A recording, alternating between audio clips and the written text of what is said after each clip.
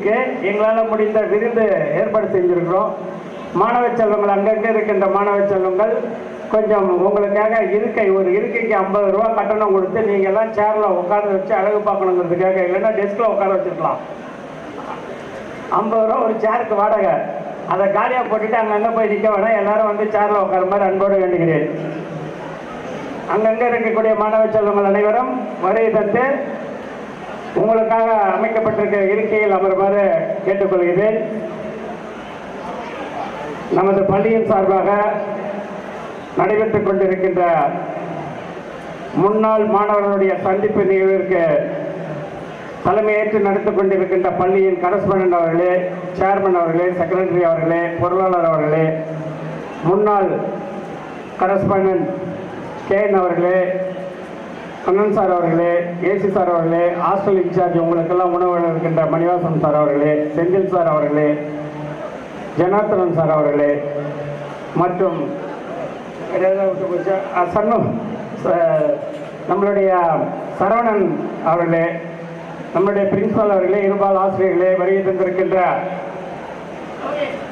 முன்னாள் இப்பள்ளியின் மாணவர்களும் எதிர்கால இந்தியாவின் நம்பிக்கை நட்சத்திரங்களும் உலகை ஆள காத்து கொண்டிருக்கின்ற எங்களுடைய மாணவ செல்வங்களையும் வருக வருக என்று வரவேற்று, அன்பான மாணவ செல்வங்களே,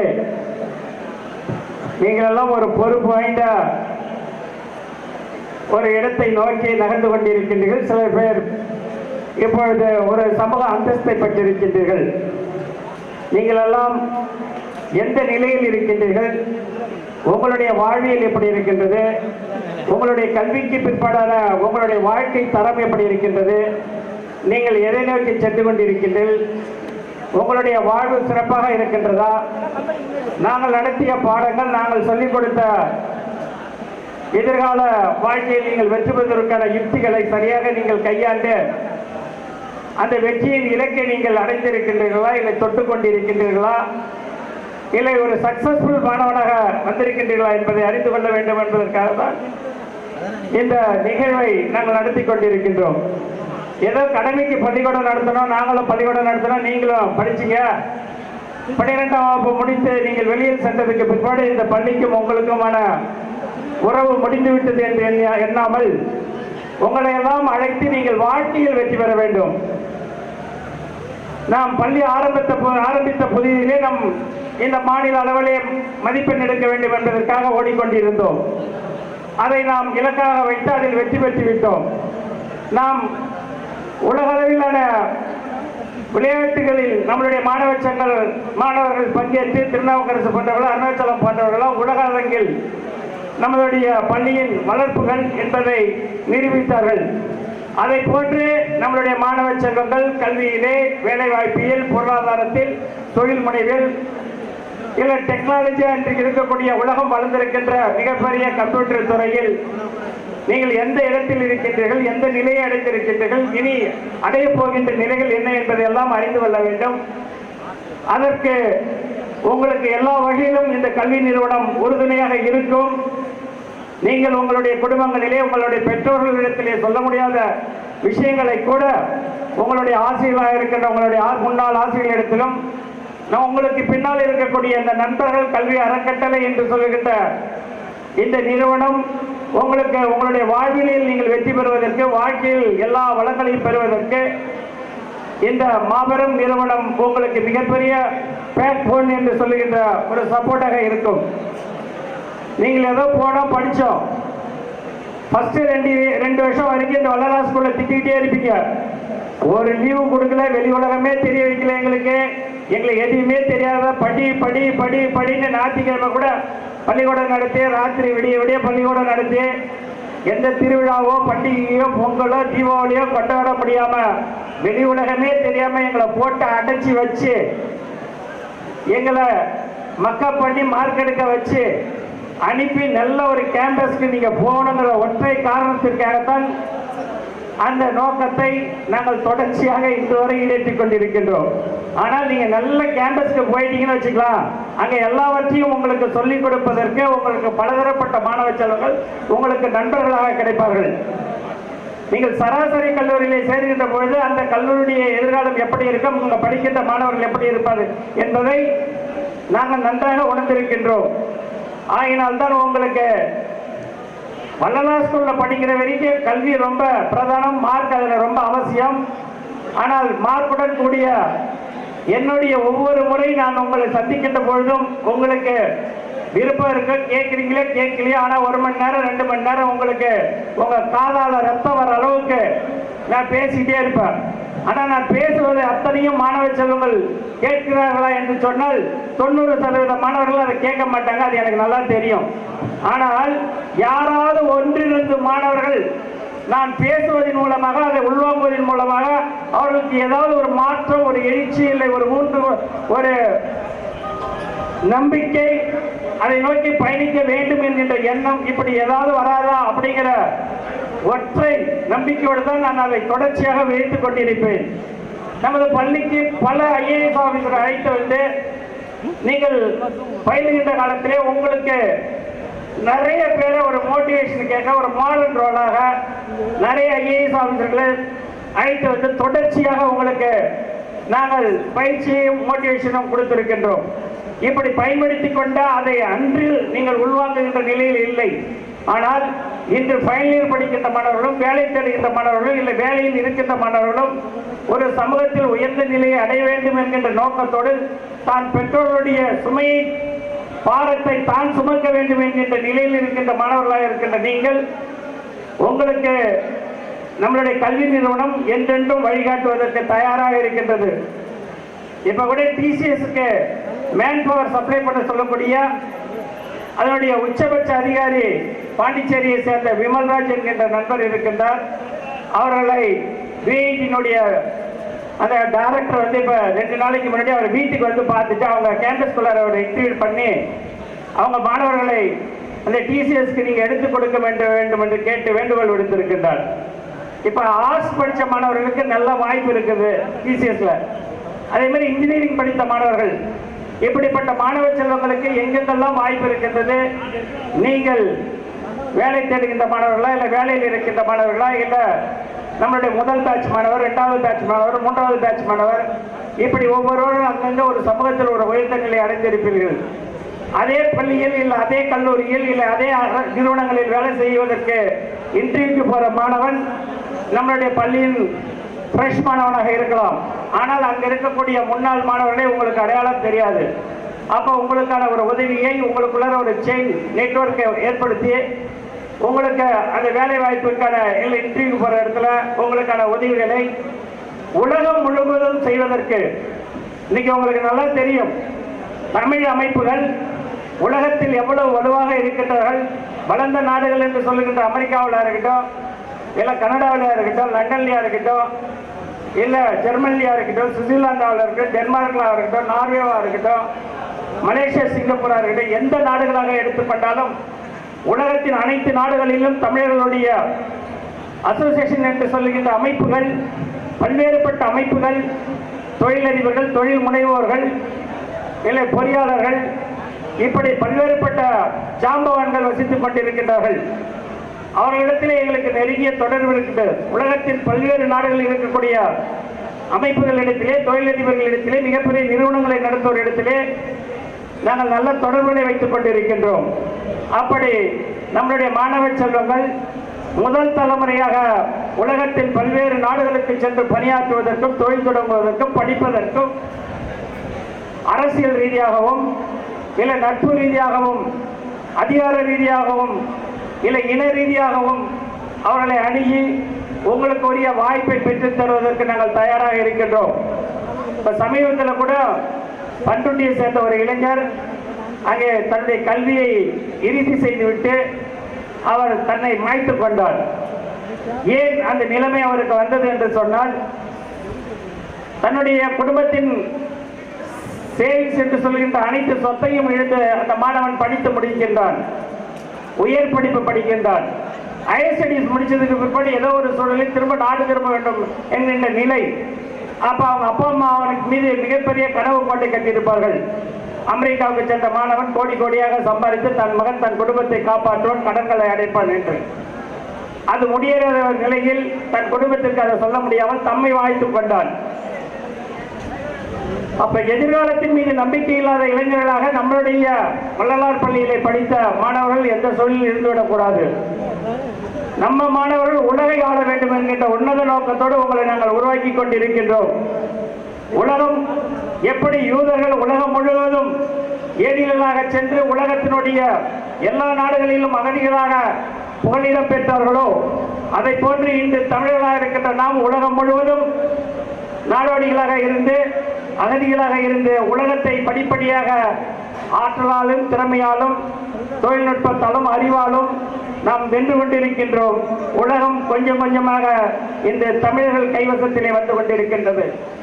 உலகத்தின் அனைத்து நிறுவனங்களுடைய மிக பெரும் நிறுவனங்களுடைய தலைமை பொறுப்பை இன்று தமிழர்கள் கோல் வச்சுக் கொண்டிருக்கின்றார்கள். இப்படி பல்வகையிலே நம்மளுடைய தமிழர்களாக இருக்கின்றவர்கள் உலகத்தை ஆண்டு கொண்டிருக்கின்றார்கள். அதில் வள்ளலார் மாணவர்களுடைய பங்களிப்பு என்பதும் எதிர்காலத்திலே மகத்தானதாக இருக்க வேண்டும். உங்களுடைய கல்வியின் மூலமாக, உங்களுடைய திறமையின் மூலமாக, உங்கள் ஆற்றலின் மூலமாக, உங்கள் அறிவின் மூலமாக, உங்களுடைய தியாகத்தின் மூலமாக நீங்கள் எதிர்காலத்திலே எல்லா வளங்களையும் பெற வேண்டும். அதற்கு என்றென்றும் உங்களுக்கு எல்லா சூழ்நிலையிலும் இந்த நிறுவனம் உங்களுக்கு மிகப்பெரிய பின்புலமாக இருக்கும்.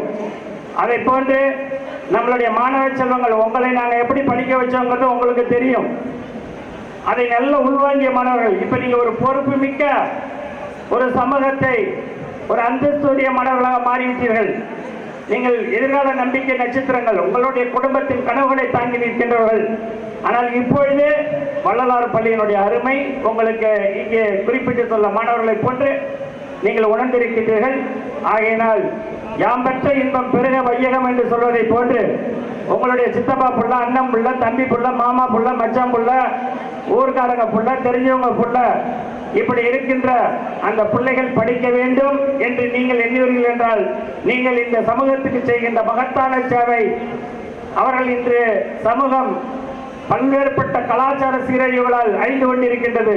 அதிலிருந்து உங்களுடைய உறவுகளை, உங்களுடைய உதிரங்களை, உங்களுடைய எதிர்காலங்களை நீங்கள் நம்புகின்றவர்களை, நீங்கள் விரும்புகின்றவர்களை வள்ளலார் பள்ளிக்கு வழிகாட்டுங்கள். இந்த பள்ளியில் படித்தால்தான் நம்மளுடைய சித்தப்பா பையனோ, பெரியப்பா பையனோ, மாமன் பையனோ, இல்லை அக்கா பொண்ணோ, அண்ணன் பொண்ணோ, தம்பி பொண்ணோ கௌரவமான ஒரு சூழலில் நல்ல ஒரு கல்வியை பெற முடியும் என்பதை உணர்ந்த மாணவ செல்வங்களாக இருக்கின்ற நீங்கள் உங்களுடைய உறவுகளிடத்திலே அதை கொண்டு போய் சேர்க்க வேண்டும். அதன் மூலமாக அந்த மாணவ செல்வங்கள் உங்களை போன்றும் உங்களை விடவும் மிக உயர்ந்த நிலையை அவர்கள் அடைய வேண்டும். குறிப்பாக நம்மளுடைய முன்னாள் மாணவர்கள் சிபாரிசு செய்கின்ற ஏழ்மையான நிலையில் இருக்கின்ற 2 பெற்றோர்களையும் இழந்த குடும்பத்தை சார்ந்த மாணவர்களுக்கும், வறுமை நிலையில் பணம் இல்லாமல், வசதி இல்லாமல், சொத்து இல்லாத குடும்பத்தை சேர்ந்த மாணவர்களுக்கும் எங்களுடைய நண்பர்கள் எஜுகேஷனல் ட்ரஸ்ட் என்று சொல்லுகின்ற எங்களுடைய அந்த ட்ரஸ்டின் மூலமாக அவருடைய கல்வி கடனை, கல்வி செலவை நாங்கள் ஏற்றுக்கொள்வதற்கு தயாராக இருக்கின்றோம். உங்களுக்கு நீங்கள் படிக்கின்ற பள்ளியில், படித்த பள்ளியில் உங்களுடைய உறவுகளை சேர்ந்த மாணவர்கள் யாராவது நான் சொன்ன நிலையில் அப்பா பொருளீட்டுகின்ற நிலையில் தந்தையை இழந்த குழந்தைகள், இல்லை தந்தை தாய் இருவரையும் இழந்த குழந்தைகள், இல்ல வசதி வாய்ப்பே இல்லாத வறுமை கோட்டில் இருக்கின்ற குழந்தைகள், உடல் உழைப்பால் வாழ்கின்ற குழந்தைகள், இப்படிப்பட்ட குழந்தைகள் இருப்பார்கள் என்று சொன்னார். அவர்கள் நல்ல கல்வியும் சமூக அந்தஸ்தையும் பெறுவதற்கு நீங்கள் அவர்களுக்கு வழிகாட்டுங்கள். அதை போன்று உங்களுடைய உறவுகளிடத்திலே இருக்கின்ற உறவுகளுடைய குழந்தைகளை நீங்கள் வள்ளலார் பள்ளியில் படித்தால் அவர்கள் நல்ல ஒழுக்கத்துடன் கூடிய சுய சிந்தனையும் சுய அறிவையும் பெற்ற ஒரு சமூக மாற்றத்தை உருவாக்கக்கூடிய ஒரு கல்வியை வள்ளலார் பள்ளியில் அவர்கள் பெற முடியும். அவர்கள் எல்லா சூழலிலும் அவர்கள் வாழ்வதற்கான வாய்ப்பையும் அவர்களுக்கான எதிர்காலத்தையும் அந்த கல்வி சூழலும் அந்த கல்வி நிறுவனமும் பெற்று தரும் என்கின்ற உத்தரவாதத்தையும் நீங்கள் ஏற்றுக்கொள்ள வேண்டும். அதுதான் வள்ளலார் பள்ளிக்கு நீங்கள் செய்கின்ற, நீங்கள் எதிர்கால இளம் சமூகத்திற்கு செய்கின்ற இந்த உங்களுடைய கடமை. இது நாம் பெற்றதை போன்று நம்மளுடைய உறவுகளும் நல்ல கல்வியை, நல்ல வாய்ப்பை, நல்ல ஒரு சமூக சூழலுடன் கூடிய ஒரு தரமான கல்வியை பெறுவதற்கு நீங்கள் வழிகாட்ட வேண்டும் என்று உங்களை கேட்டுக்கொள்கின்றேன். அதை போன்ற மாணவ செல்வங்கள், நீங்கள் இப்ப எந்த நிலையில் இருக்கீங்க? இப்ப கூட சொன்னீங்க இப்ப லைப்ரரி வேணும்னு.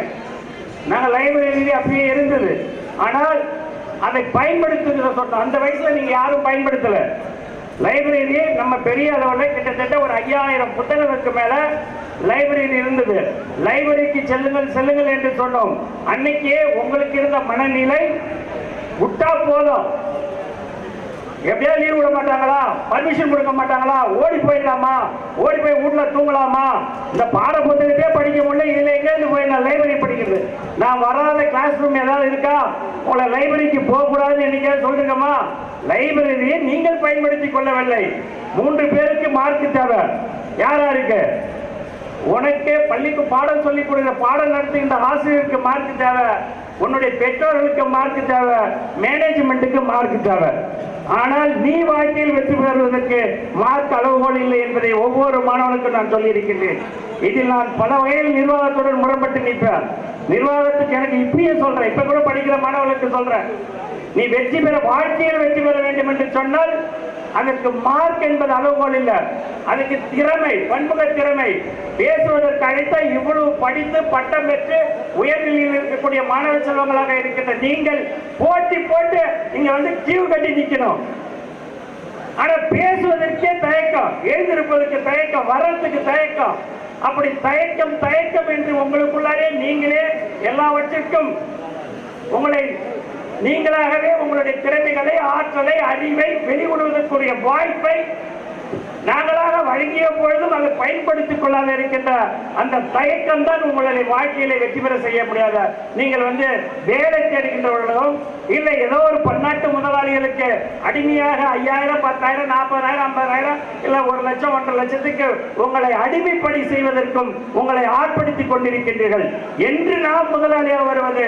நாம் என்னைக்கு நம்ம ஆயிரக்கணக்கான இளைஞர்களுக்கு இங்க யாராவது வந்து, நான் இந்த நிறுவனத்துல இங்க இந்த கௌரவமான இடத்துல இருக்கேன், நான் ஒரு எக்ஸிக்யூட்டிவ் ஆபீசரா இருக்கிறேன், இல்ல நான் ஒரு நிறுவனத்துடைய சிஓவா இருக்கிறேன், ஜிஎம் இருக்கிறேன், இல்ல நான் சொந்தமா தொழில் தொடங்குறேன், நான் இந்த நிலையில இருக்கிறேன், நாளைக்கு எதிர்காலத்தில் வள்ளலார் பள்ளியில் படித்து வருகின்ற மாணவர்களுக்கு என்னால் வழிகாட்ட முடியும், அவர்களுக்கு உதவி செய்ய முடியும், அவர்களுக்கு பள்ளி படிப்புக்கோ, உயர்கல்விக்கோ, வேலை வாய்ப்புக்கோ, இல்லை எனக்கு பின் படித்த மாணவர்களுக்கோ நான் இதை செய்கின்றேன் என்று சொல்வதற்கு முன்வர வேண்டும். அதுதான் உங்ககிட்ட எதிர்பார்க்கிறோம். ஆனா ஏதோ இது கல்லூரி காலமா? இது இப்ப கல்லூரி காலம் முடிஞ்சு போச்சு, கல்லூரி காலத்துல முடிச்சாச்சு. நீ இன்னைக்கு பொறுப்புள்ள உனது தங்கையோ, உனது அக்காவையோ, இல்ல உனது சகோதரனையோ நீ அடுத்த காலகட்டத்திற்கு வழிநடத்த வேண்டிய உன்னுடைய பெற்றோருடைய அந்த சுமையை, பாரத்தை தூக்க வேண்டிய நிலையில் இருக்கின்றாய். எல்லா காலமும் ஜாலியான காலம் இல்ல. இப்ப இங்க ஜாலியா இருக்கும், நீங்க கேம்பஸ்ல தாண்டி வீட்டுக்கு போற உடனே அம்மா என்ன கேட்பாங்க, அப்பா என்ன கேட்பாங்க, காலேஜ் எப்ப பிடிக்கிறது, வேலை எப்ப கிடைக்கும், எங்க இன்டர்வியூ அட்டெண்ட் பண்ண, எந்த கேம்பஸ்க்கு போகலாம், எந்த ஊருக்கு போகலாம், இல்ல என்ன வேற என்ன படிக்க போறோம், இப்படி நமக்குள்ள இருக்கக்கூடிய எத்தனையோ துயரங்கள், துன்பங்கள். நாம் எப்பயுமே இறுதி ஆண்டை தொடங்குகின்ற பொழுது ஃபர்ஸ்ட் 2 வருஷம் எதுவுமே தெரியாது, அந்த 2 வருஷம் ஜாலியா ஓடிடும். அந்த 2 வருஷம் ஜாலியா ஓடினதுக்கு பிற்பாடு வாழ்க்கையை திரும்பி பார்க்கின்ற பொழுது, கடந்த காலத்தை பார்க்கும் போது எதிர்காலத்தை நினைத்து பயம் வந்துவிடும். அது வரக்கூடாது. வள்ளலார் பள்ளியில் படிக்கின்ற மாணவனுக்கு தான் முன்னாள் மாணவர்களை அழைத்து இந்த நிகழ்ச்சி நாங்களாகவே ஏற்பாடு செய்து உங்களுக்கு ஒரு அசோசியேஷன் ஃபார்ம் பண்ண சொல்றோம். எதிர்காலத்தில் வள்ளலார் பள்ளியினுடைய மாணவனுக்கு எந்த உதவிகள் தேவைப்பட்டாலும் உங்களுக்குள்ள ஒரு கோஆர்டினேஷன் இருக்க வேண்டும். அந்த கோஆர்டினேஷன் மூலமாக நீங்கள் உங்களுக்கு சுயமாகவே அந்த தேவைகளை தீர்த்துக் கொள்ள வேண்டும். நமக்கு பின்னாடி ஒரு மிகப்பெரிய அமைப்பு இருக்கு, யூனிட் இருக்கு. நமக்கு ஏதாவது ஒண்ணுன்னா நமக்கு நூற்றுக்கணக்கான நம்மளுடைய முன்னாள் மாணவர்களும் நம்மளுடைய நண்பர்களும் இருக்கின்றார்கள் கான்பிடென்ட் வரணும். அப்படி கான்பிடென்ட் வந்தாதான் வாழ்க்கையில நம்ம எல்லாத்தையும் ஃபேஸ் பண்ண முடியும், எதிர்கொள்ள முடியும். எல்லாவற்றையும் பெற்றோர்களை நம்பி இருக்க முடியாது. அப்ப சுயமாக சொந்த காலில் நீங்கள் நிற்க வேண்டும் என்று சொன்னால் நீங்கள் இதை போன்ற அமைப்புகளில் உங்களை ஈடுபடுத்திக் கொண்டு உங்களுக்கான பாதுகாப்பு அரணை நீங்கள் வலுப்படுத்திக் கொள்ள வேண்டும்.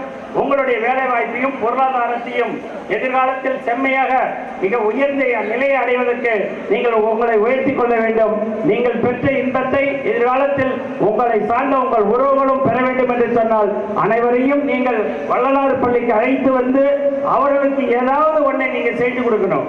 இந்த அண்ணன் தான் கூட்டு போய் இந்த ஸ்கூல்ல சேர்த்து விட்டாரு, அங்க மேனேஜ்மெண்ட்ல பேசி ஒரு 5000 ரூபாய் ஃபீஸ் குறைச்சாரு அப்படின்னு உங்களை அந்த உங்கள் பகுதியில் உங்களுடைய பெற்றோர்கள் மதிக்கப்படுகின்ற வகையில், உங்களுடைய உறவுகள் மதிக்கப்படுகின்ற வகையில், உங்களுடைய வாழ்க்கை இந்த சமூகத்திற்கு உறவுகளுக்கு எவ்வகையிலாவது உதவ வேண்டும் என்று கேட்டு விடைபெறுகின்றேன். நன்றி, வணக்கம். உங்களுக்கு எல்லாம் விருந்து ரெடியா இருக்கு, பஃபே சிஸ்டம் பிரியாணி ரெடியா இருக்கு, போய் லைனா சாப்பிடுங்க. நன்றி, வணக்கம்.